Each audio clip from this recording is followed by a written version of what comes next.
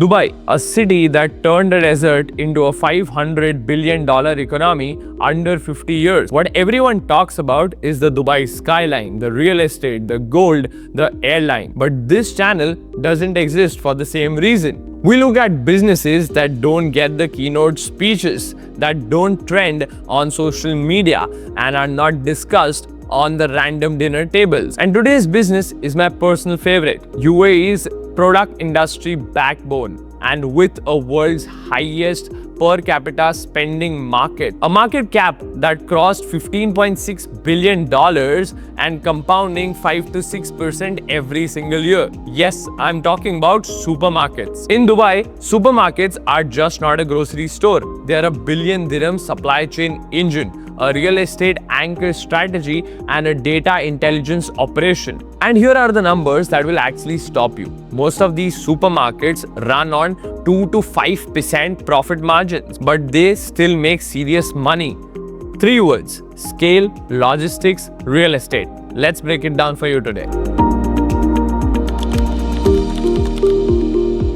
The Dubai grocery market is dominated by some of the most prominent players in the market. Carrefour, operated by Majid Al Futtaim, Lulu Hypermarket, Union Coop and Spinneys. A single hypermarket in a prime location in Dubai can generate anywhere about 150 million dirhams to 300 million dirhams a year.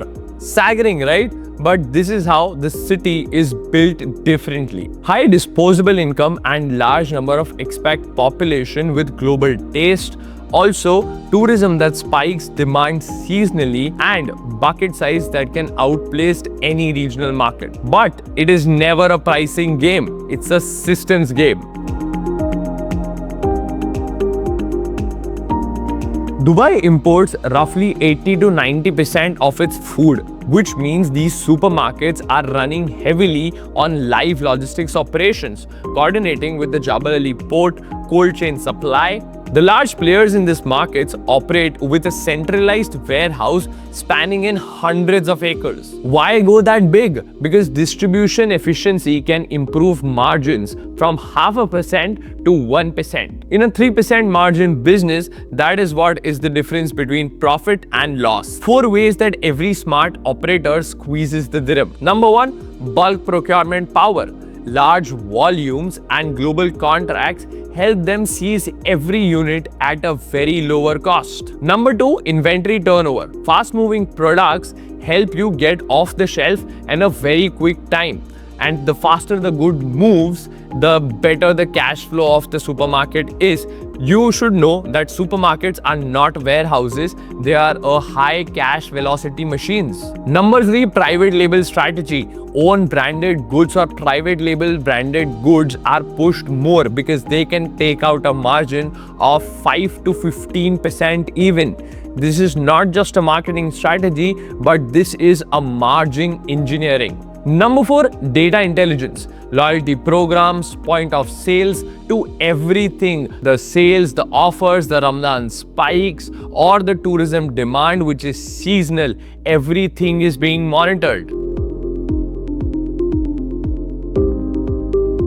Here is where the model gets actually very much of strategy. Supermarkets in Dubai are not just tenants, they are anchor tenants. Whenever a master community or a big community is under development or a mall is coming up, the first question of the developer is which supermarket is coming there. And because of these thousands of footfalls, it creates a greater impact on the commercial real estate around. For the developer, that high footfall will mean higher rental yields and low vacancy risk. For the supermarket, it means long-term lease agreements from 10 to 20 years, which a supermarket could only seize and a small grocery shop could never. Both sides will. The supermarket is not just paying the rent, but it's actually making the surrounding commercial real estate more viable for people. So where does the money go now? Because this industry is not standing still. Opportunity number 1, quick commerce.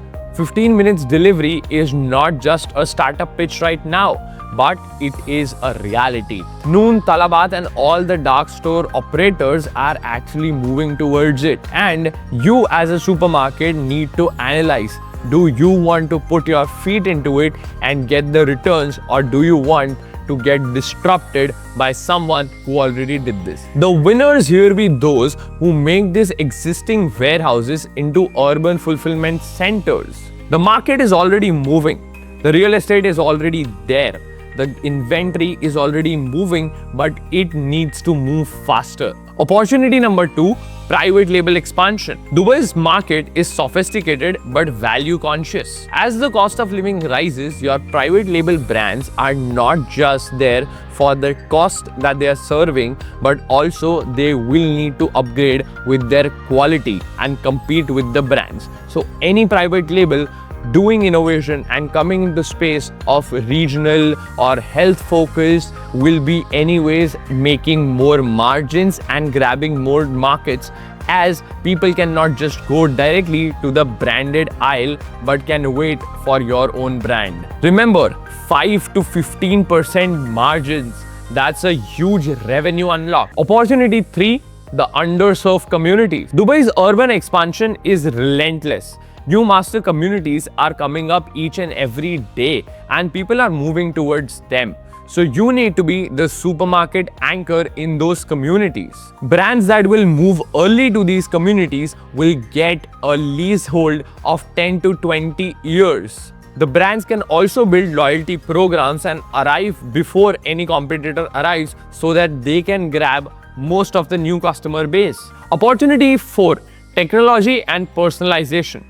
Data is already being collected, but the question is, how will you use it? AI-driven demand forecasting can help you cut the food waste and overstock problems. Personalized promotions through loyalty apps can help you increase your basket size without touching the shelf prices. Believe me, the supermarket of 2030 will not look like the supermarket of today.